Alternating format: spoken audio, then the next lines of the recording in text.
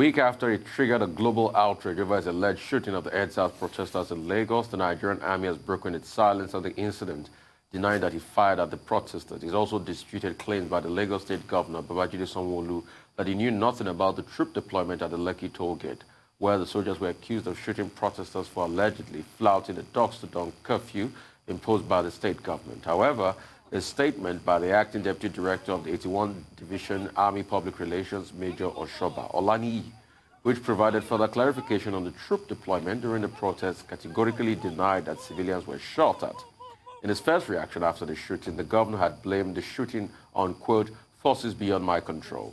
Governor Sanwo-Olu had granted an interview to Arise News, during which he denied ordering the army to the state, saying such powers is beyond any state governor. He had said that, I don't know how the officers got it all wrong, because the instruction was the police wouldn't be out until 10 to 10:30 p.m. when all citizens should have got into their various homes, and this is totally against what we stand for. Conflicting sides, conflicting moods this morning. Yes, it appears that the army has thrown the governor of Lagos under the bus and is alleging that he, in fact, gave the order, which he denied giving. However, I read the actual statement, and I'm going to read this out because this is, for me, quite telling, and it's a little omission there. He wrote in the statement, however, the decision to call in the military was taken by the Lagos state government after a 24-hour curfew was imposed. This was as a result of the violence, which led to several police stations being burnt, policemen killed, suspects in police custody released, and weapons carted away. For me, that's telling. He claims the military was called after the curfew was imposed as a result of the violence. Now, we know that that violence, the huge outpouring of rage that we saw on the streets of Lagos, was as a result of the shooting. So what that statement is actually saying is that they were called to quell what happened as a result of the shooting. So there's still, for me, that question remains. Who gave the order? That's the only question we've been trying to ascertain. And that's that. Do you understand what I'm trying to say? There's a gap there. Yeah. There's a gap there. We were called after the curfew was imposed to quell the violence, the shooting, the killing of policemen. What happened in the middle? What caused the killing of policemen? What caused the looting that we saw? What caused the burning? Was the alleged shooting on Lekki toll bridge? So we still haven't gotten to the bottom of it as far as I'm concerned. Yes. Great point you raised. Yes, there's a problem there. Because if you also remember the governor's interview, he did say that after all of this started, that in fact the chief of army staff called him and said, do you need anything? Yes. That if you need anything, let us know. So, great point. There's a gap there. Great point you raised. In my view, it's as follows. It has taken the Nigerian army, or if you like, 81 Division, which is in the Kofa Bayome here. I guess is responsible for Bonnet Camp and some of the other military formations on the island, this part of the city. It has taken them a whole week, or if you like, 6 days to respond. That looks like a snail speed response. Because on October 20, it was the military that was accused, and there was information out there that those soldiers that went to the Lekki toll gate came from 81 Div.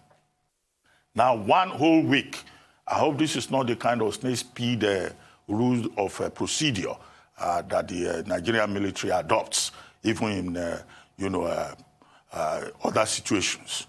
So I have an issue with that, and they probably have an explanation for it. Second, if you look at the letter issued by Major Oshoba Olaniyi, the acting deputy director, Army Public Relations, 81 Div. Now, I noticed something in that letter. The date was written, by hand. It was written with a pen, right? But October 2020 was typed. Now, the question that it raises for me is that, okay, could it be that that letter had been written previously? And then somebody needed to give approval, so there was a delay in communicating with the public. Because the initial information that came out was that, look, the military did not go there. Those people who were there were not soldiers from the Nigerian army. And that was why the initial analysis, we were talking about unknown soldier. And a return to those days when anything that was done by the military, they were attributed to an unknown soldier. So with all those commentaries and the concern, the international community blaming the Nigerian army, they had to take a whole week. So if it was approval for that letter sent out by Oshoba Olaniyi that was the issue, then somebody dropped the ball there and didn't quite act quickly. Number 3 point, the statement from the 81 div that has now come out, would seem to look, in my view, like a reaction to statements made by the governor of Lagos State. The governor of Lagos State first said what happened at Lekki was caused by forces beyond his control. And when he came on this program, we asked him the question, who are these forces beyond your control? Now, he also did not own up that he invited the military. So what has happened now is the military saying, you invited us. And I guess that's a reaction, perhaps, to the interviews that he has granted. First on Arise News, most recently on CNN, where he said that the CCTV camera indicated that it was the Nigerian army that deployed persons there. Now we have the 81D saying they went there on the invitation of the governor. So the next question is, was the governor of Lagos State lying on television to the people of Lagos State? If he was lying, that would be a serious matter indeed. However, his senior special assistant on new media, one Alhaji, I think is Gawat, has also responded. He said the governor never denied that he invited the military. Well, maybe he will provide the evidence that the governor never denied. What Alhaji Gawat was saying is that the military was invited to come in after the curfew had been imposed, right? Now, the shooting took place around 7:30. The alleged shooting and killing took place around 7:30. But he is saying that the military was aware of the fact that the curfew, the commencement of the curfew, had been shifted from 4 p.m. to 9 p.m. When this day newspaper in their report today asked him, he said, well, the thing was out there in the public domain. So did somebody again, next question, did somebody again fail to get back to the military, assuming that it was Lagos State government that invited them? Now, the military is also now saying that there were no killings at that place. Previously, they had said that it was fake news. The Lagos State government has admitted that one person died from injury. Another person that suffered from a gunshot wound later died, right? So they've admitted 2. But there were persons also who were injured. There were reports from hospitals, Reddington Hospital, General Hospitals, and one other hospital, whether Vidic or something, And they said these were the people that were brought here, and they had gunshot wounds. Now, how did they end up with gunshot wounds? The military may keep insisting that they did not kill anybody, nobody died. But how did gunshot wounds, end up on people's legs and people's back and people's necks? So these are the various questions that should be raised. And I hope that the judicial panel of inquiry in Lagos State that began sitting yesterday will look into all of this so that the truth can be established. We cannot have a state government that tells lies. We cannot have a snake speed military whose statements will raise as many questions as we have raised this morning. I think in all of this, various points raised, these are the points that should be addressed at the judicial panel. They're going to sit again on Friday. All of these depositions should be collected and all of these sites should be looked at. That's all on news headlines. Is that all? It looks like we have another story. Okay. So the leadership of the Nigerian Press Organization has expressed solidarity with the management of the media organizations that were affected by hoodlums during the recent EndSARS protests. Leaders of the organization, who spoke on an assessment tour of the damage to the facility of the Nation newspaper and TV Continental, both in Lagos, said the media will not lose its voice and capitulate despite the unwarranted attacks, which they describe as part of an attempt to weaken the fortress state of the realm. Arise News senior correspondent Tokubo Yetiji has the details. This image depicts a low point in recent times for the Nigerian media, largely seen to be doing its best to stay afloat despite a harsh operating environment. The attack by hoodlums who seized the opportunity of the EndSARS protest and is perceived by many to be premeditated and well-planned was not limited to this facility alone.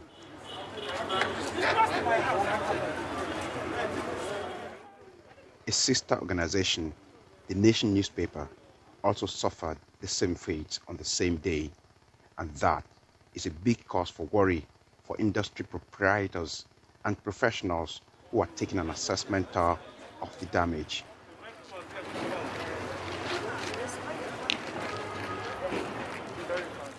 One thing we told ourselves, I was here when they came, and I was telling the young people here, don't shoot.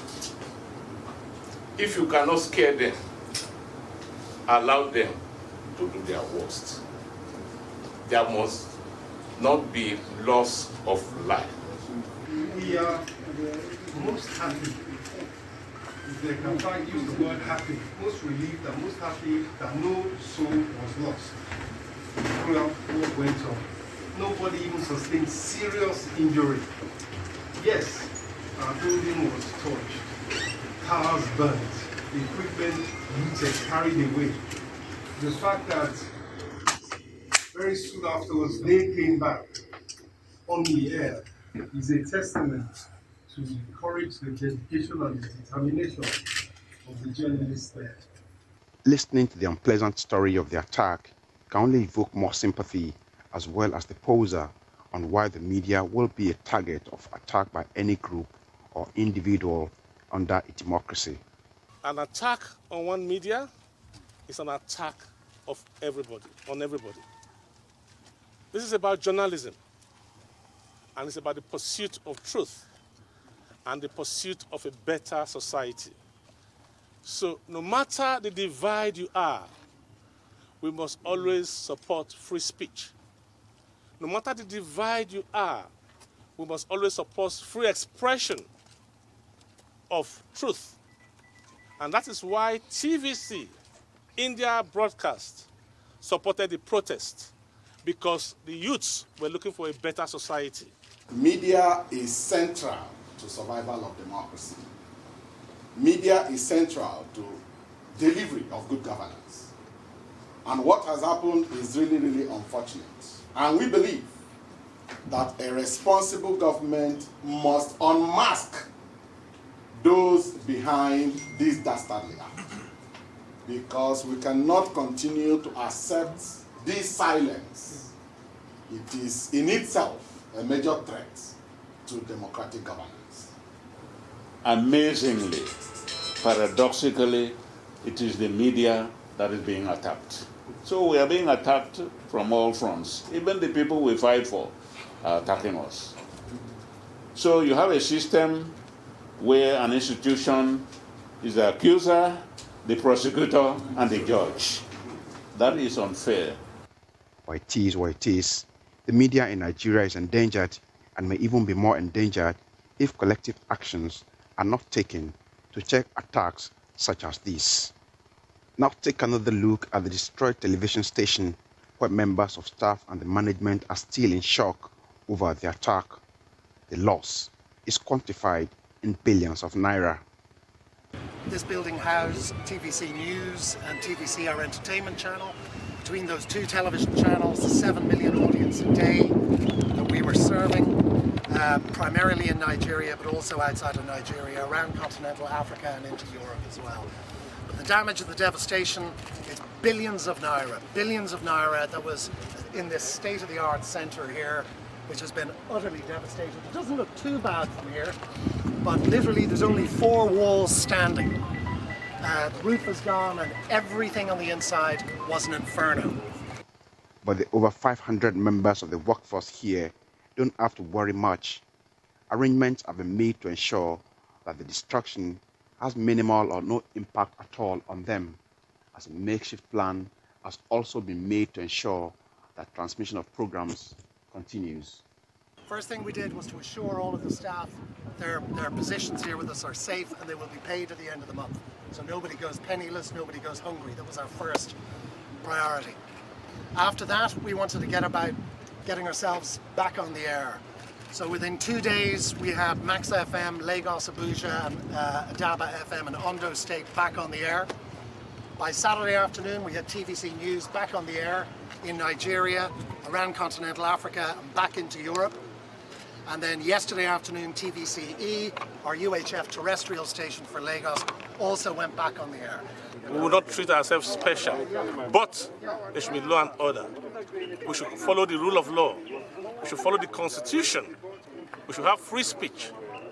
We should give people the right to protest without hindrance and take their ideas and build a better society. We should not allow hoodlums rule, or gangs rule, or the guns to rule. When this dust finally settles, it is the wish of many here and even outside this circle to see that any group of individuals that may have been responsible for these and other acts of terror as a result of the NSAS protest is made to face the appropriate sanction dictated by the laws. Tokumbo Oyetunji, Arise News, Lagos. Right, sad assault on the media. Dr. Abachi, you want to sound off on that before we go on a quick break? Well, first, let me commend the Nigerian Press Organization. The Nigerian Press Organization is made up of the Newspaper Proprietors Association of Nigeria, and that's why you saw Prince Nduka Obagbena leading the team there. He's president of the NPAN, as it was otherwise known. It's also made up of the Nigerian Guild of Editors and the Nigerian Union of Journalists. But I also saw, in addition, in that team, the president of the Independent Broadcasters Association of Nigeria. That's Guy Murray Bruce of Silverbird. And, of course, the veterans were also part of it. Akinrogun Segun Oshoba, Remo Segun Oshoba, former governor of Ogun State, who is a veteran, and also Mr. Ray Ekpo from Newswatch, also one of our leaders in the profession. So this is about solidarity. And it's good to see them standing up and insisting on law and order, insisting on the freedom of the press under whatever circumstance. Many people, those who attack media houses, do not realize that journalists are not a meddlesome community. They are people who have been given rights under the Constitution. Section 22 says our job as journalists is to act as watchdog in society and to hold government accountable to the people. Section 39 grants media houses, media owners, and citizens the freedom of expression. When you violate that, you are committing a violation of fundamental human rights. I just hope that after this visit and the attempt by the MPO to draw attention to the attack on the media, and this attack may have come in this instance from hoodlums who may even be sponsored.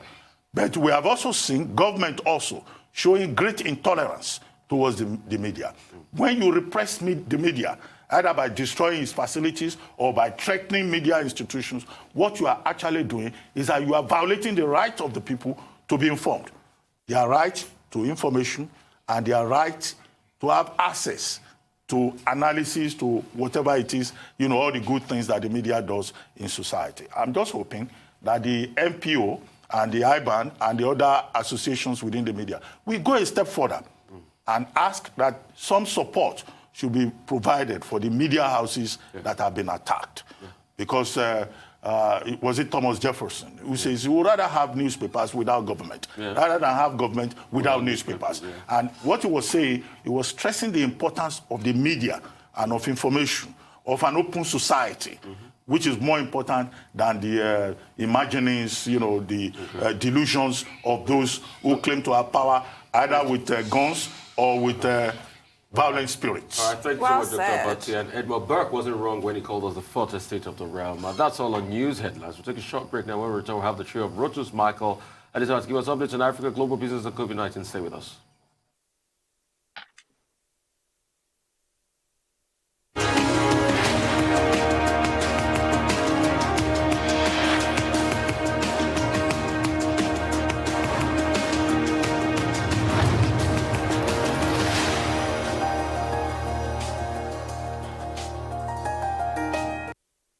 All right, welcome back to the morning show right here on the Rise News channel. Mr. Dependable, Rotus himself. How are you, Rotus?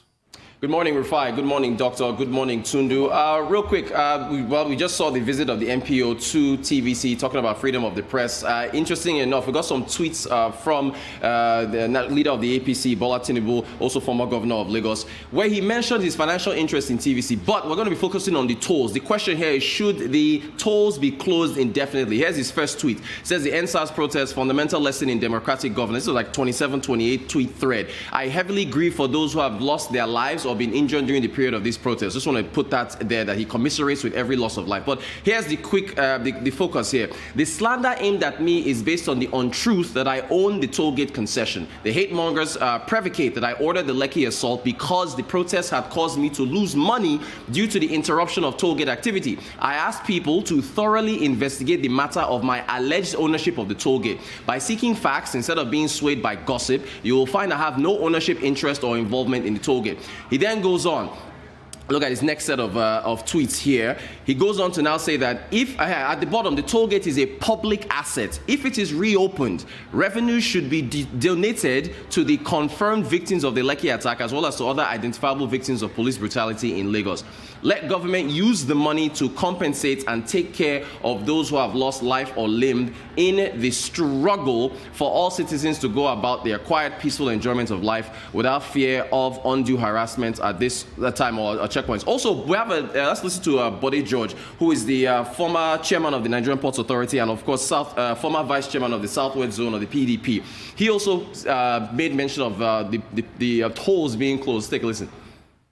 In summary, let me reiterate the irreducible minimum acceptable to placate the angry, the restless youths in order to restore peace, fairness, and equity in our state. A, the two toll gates should be dismantled immediately and permanently.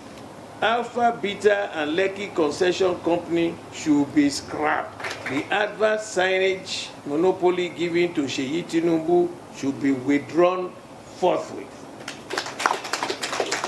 The Yoloja title should be withdrawn from Sade Tinubu and be given to the individual who deserves it according to tradition. The NURTW, which has become the militia wing of the APC in Lagos State, should be reorganized and removed from the ambit and the control of political actors. The prodigal allowances given to members. Okay, so there's two sides here, right? The tolls are a source of revenue to the state. Now, leaving aside all the political rumors and everything, I'm just focusing on the business of the tolls here. The toll at the Admiralty leads into Victoria Island, and then Lekki Koi. They are a source of revenue, one, to the state. Every major city, almost every major city around the world has tolls. You got the Easy Pass, allows for commuters to move back and forth quickly. There's an alternative one if you don't want to pay for it. Two, employment. Each of those tolls, those companies that were mentioned, employ people. There are toll workers who are there. So if you were to dismantle them completely, you are putting those people out of work. We've already talked about unemployment in Nigeria. We've talked about the squeeze on disposable income, inflation, all these things. So you put those people out of work. Where do they go? What do they do? So those are the two considerations I'm just putting forward. I'd like to hear what your thoughts are. That's our update for today. I completely disagree with closing down the bridge. Let us not forget that that bridge cost us 29 billion naira when it was constructed by Julius Berger. You might recall that there was a huge scandal about that. Some people thought that that was overinflated and what have you. But we paid for that. I understand that there needs to be some kind of sensitivity because a shooting occurred on that bridge. But unfortunately, in Nigeria's history, there have been shootings of peaceful protesters. Ikorodu Road today is extremely busy. People have been killed in their hundreds on that road. University campuses have been invaded by soldiers where students were massacred in their campuses, and those campuses were not closed down indefinitely. It's really sad that, People were killed, and right now all we're having is lies and confusion. It doesn't honor the people who died at all. The only comfort is, well, since you, Dr. Abati, referred to Thomas Jefferson earlier, I have one quote for you. You know, the tree of liberty must be refreshed from time to time with the blood of patriots and tyrants. And that's not to be flippant. That quote I actually find very comforting because I lost one of those patriots. So their death has actually served to move the needle. Their death has ensured that we will not go back to how life was before, the complacency, our feelings of utter helplessness in the face of bad governance. Their death has spurred a movement. So it's not for nothing. I don't think the solution is to close down the Lekki toll gate that we paid through the nose for. Well, Rotus, you made a point about jobs. Those are very valid points. You also made a point about politics. You referred to politics as rumor, that you don't want to dwell on political rumors. But from the tape that you showed, also you could see the politics of it is very clear. But I think that as we try to move beyond October 20 and the protests and the damage, we should go beyond personalities and look at what can be done in terms of restitution. That toll gate, one other thing that you need to talk about is perhaps the contractual agreements involved. LCC is a company on its own, and it probably, definitely, I guess, entered into a contract with the Lagos State government. So what happens, you know, to that contractual agreement if anybody is suggesting that it should be taken away from LCC? So this should not be about emotions. And then the jobs you talk about is very important. It's not only LCC that has suffered that damage. The police commissioner, Udumusu, yesterday was talking about, you know, the number of vehicles that the police in Lagos State alone lost. About 71 vehicles, about 31 motorcycles, vehicles belonging to other people, you know, at their location. 29 police stations razed down. Now, all of this will require money, will require rebuilding.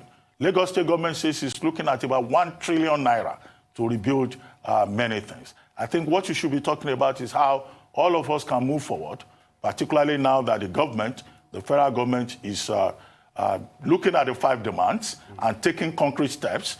And in Lagos and other states, people are talking about compensation for Nigerians, who will compensate all the persons who have lost so much in this crisis, particularly the owners of businesses too. I mean, yesterday you brought Mr. Oke Adibe, owner of Clayout Plaza. You know, throughout the night, I was still remembering that man and what he lost. Me too. So we should have empathy, which is Tundun's favorite phrase. So we should go beyond politics and personalities. Okay. I mean, I'm in the spirit of quotes, Tundu, I'm going to quote Pierre Trudeau, like I did yesterday. Reason over emotions. I know emotions are flaring at this point in time, but please, let's look at the reason behind it. I think it was The Guardian that was talking about the report today that says the recession will be deeper because of all that has happened in the last 1 week in Nigeria. The damage is crazy. We have a national budget inching a little over 10 trillion. And guess what? Lagos alone will have to get 1 trillion out to be able to rebuild all that has been ruined this season, minus the personal cost. That's to show you that there's a lot on ground. Food chains have been affected. Rotus, please, I want to take your cameras, go to the market. Food prices have increased. I know. As a result of this, food prices have increased because food chains are distributed. Food items that were brought into Lagos through the Fagba Axis were burnt. Trucks of tomatoes and the like were burnt. These things have after effects. So this is a time for solidarity. I think the French will always say, solidarité pour toujours. We need to come together now and always live in solidarity and peace and unity to build our country again. Indeed. Michael, we'll go over to you in your little village in London and talk to you this morning, Michael Wilson. It's a pleasure talking to you. Thank you very much indeed. I returned, of course. I've got a big question for you about vaccines coming up, so prepare yourselves. I know you normally ask me something, but I've got a big question for you. In the meantime, Asia, right? South Korea consumer confidence jumped quite impressively and also reinforces now a feeling that Northern Asia stripping out Japan, admittedly, is recovering very strongly on the coattails of China right now. Australia lifted itself out of deflation as well, showing an increase in inflation, which is felt to be quite a good thing as far as Australia is concerned. Asian markets, though, generally tracking lower.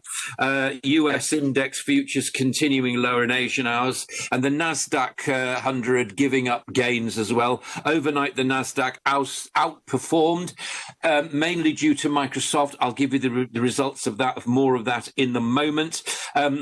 But the Dow Jones itself, much more traditional index, fell about 1%. So as parts of the world brace for perhaps a second wave of COVID-19 infections, here's something from a Credit Suisse strategist. I mean, take it, you know, these people talk, they have to talk for their kind of living. They talk up their own positions. I get all that and so on. But they think that the economic impact on Asia will be limited and doesn't compare with the West at all. Developed markets in the West will be hit very much harder. The US, here's a recap for you, seeing a surge in coronavirus gains in recent days. The equity markets, though, held up much better than their European counterparts, but it's still a big issue there. Here are the figures. I'm sure you'll get more during the program. 36 states.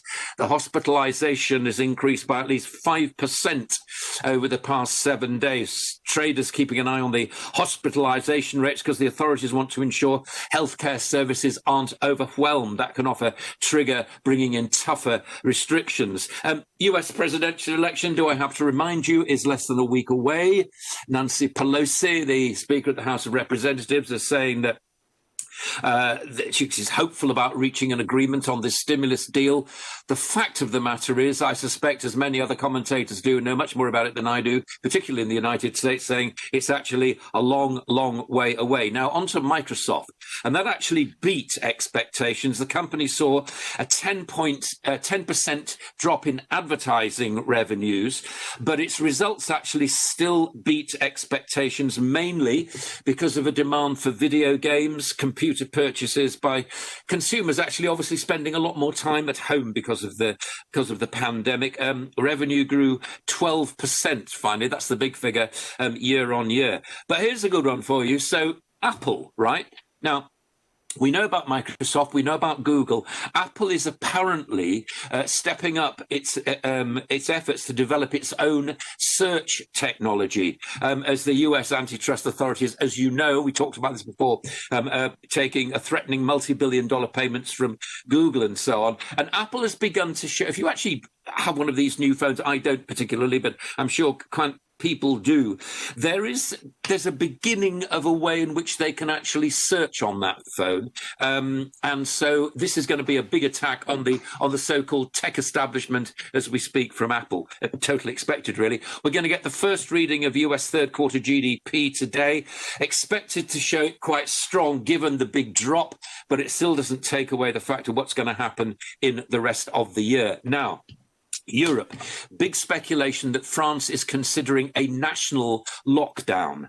Previously, it had been thought that localized knockdowns would help, but Francois Macron, President Macron, will address the nation tonight, and he'll reveal the government's decision. If true, that would be very, very bad news for Europe's recovery, excluding the UK, because we do now, really. France is the second biggest economy in Europe, and the chill winds of that kind of fallout will hit the markets particularly badly. Christine Lagarde, who's the president of the EC, is under pressure to provide more stimulus. The European Central Bank, rather, is under pressure to provide more stimulus as deflation persists, and Eurozone banks are actually reining in lending as we speak. Germany's local health authorities in the first line of virus defense are actually crumbling. So to vaccines then, here's my question. I'll give you the commodities after this, but I'm going to ask you a question.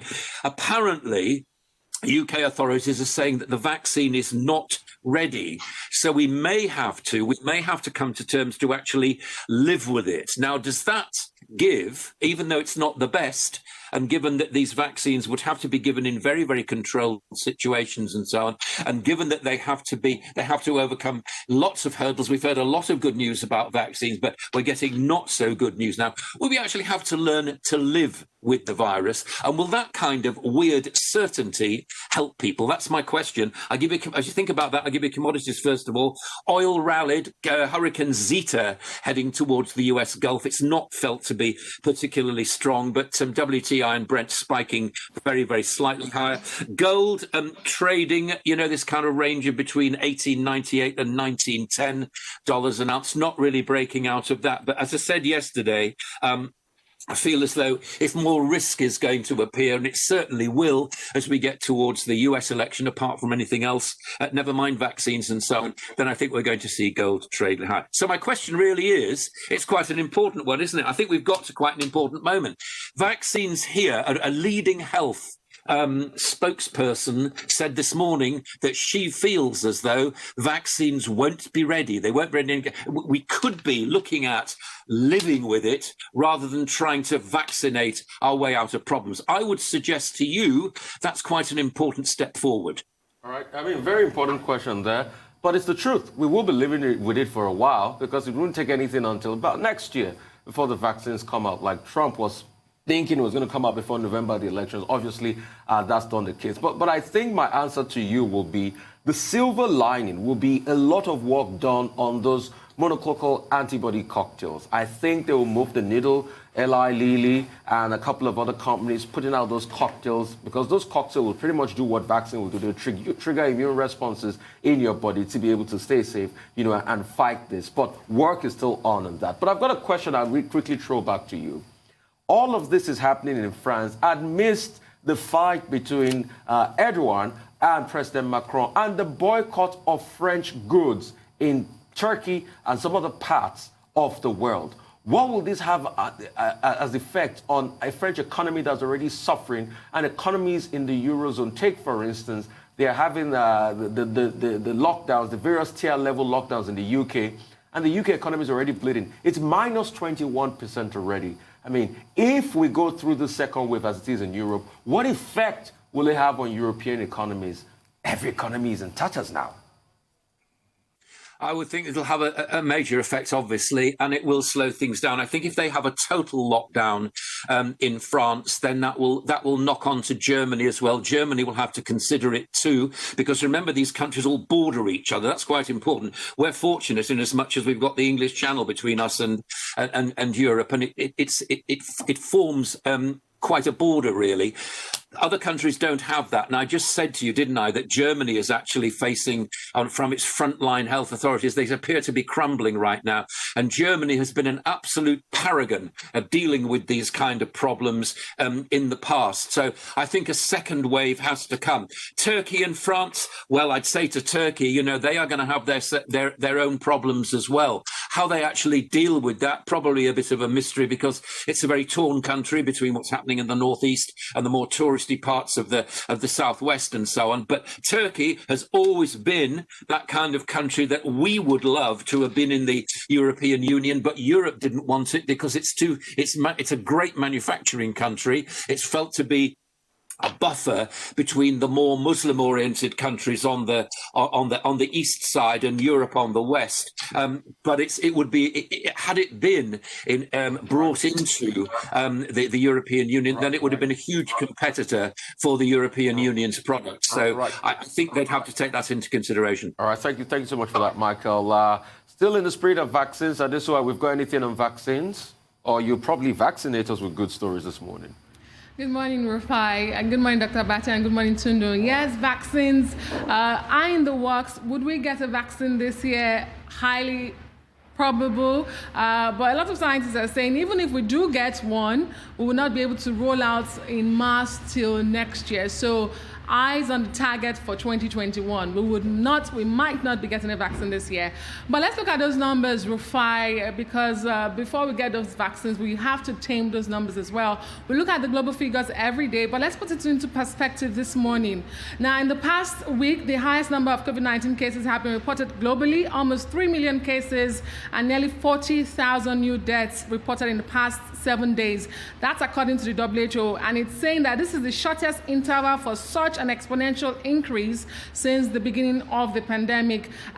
Despite regional variations across the globe, if we have the world numbers come up there, the countries reporting the highest numbers of cases in the past week remain the same as the previous 3 weeks, and they are India, the United States of America, France, Brazil, and the United Kingdom. You see that map, it's going all the way up. So the numbers are increasing from some regions. And let's bring it to the continent, because with 32,000 new cases and 800 new deaths over the same 7 days, the African region accounts for 1% of new global cases and 2% of new global deaths. The numbers is coming from South Africa, Kenya, Ethiopia. They continue to report the highest numbers of coronavirus cases, and the continent has now recorded 1.7 million cases and over 41 deaths. Away from those numbers now, let's see what's happening in some other countries. Unusual directive is coming out from Russia this morning. The government yesterday made it mandatory, most aggressive move yet to be made since the beginning of the pandemic, that face mask wearing in public places is now compulsory throughout the country.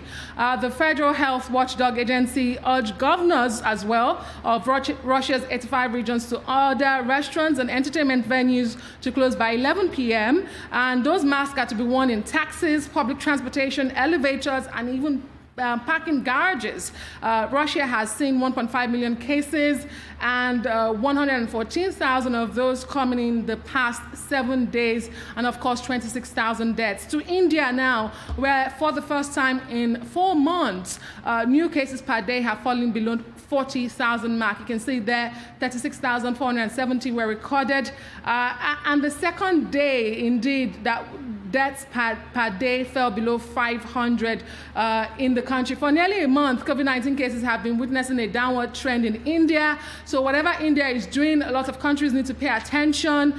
They seem to be getting it right. It's on a downward trend. Perhaps a country that needs to watch India is the United States. Now, let's go to the U.S., where the country has recorded more than 500,000 new cases and more than 5,600 deaths in the past 7 days, with hospitalizations rising to 13% as states and cities resort to imposing new restrictions that range from nightly businesses, curfews, to barring indoor dining.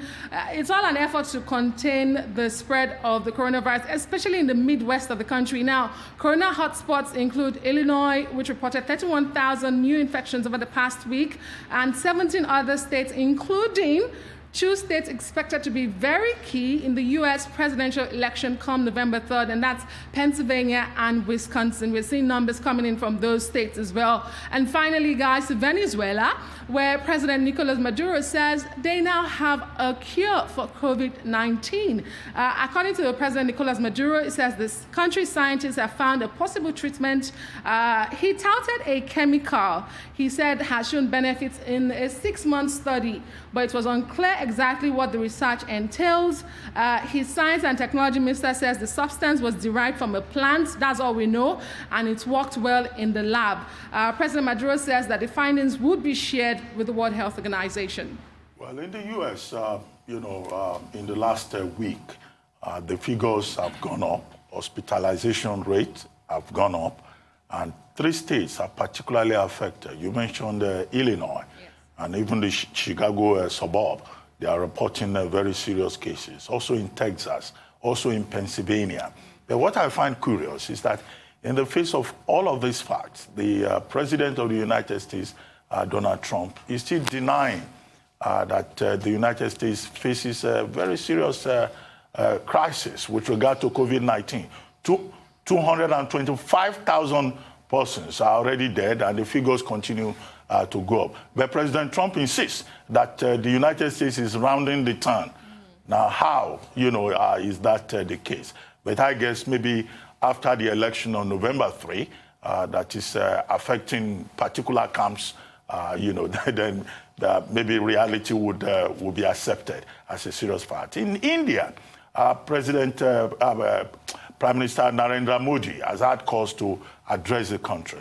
And, he's been showing leadership, even if he doesn't want to shut down. But he's been telling the people that the best way is to wear your mask and follow the basic guidelines, particularly now that India is in a festive season that involves a lot of people coming together. But if you look at the statistics, the death rate has gone down. The infection rate is also not as bad as it was previously. And we just hope that they will be able to sustain it. And India is also investing a lot more in testing. And if you look at the proportion of deaths, the proportion of recoveries, to the total case, you see that India seems to be managing it better. I just hope that in all of this, Nigeria can learn a lesson from these other countries. Because here, we seem to just have accepted that life should go back to normal. In Lagos, markets, both food and non-food markets, have now been reopened by the state government. And the rest of us were just living in denial. But, well, we always say God is on our side. We're very religious, very spiritual people. I hope that will truly protect us in the face of this COVID-19 scourge. Dr. Abati, I think we've just taken the fate of Oblidi Oblada. Life goes on.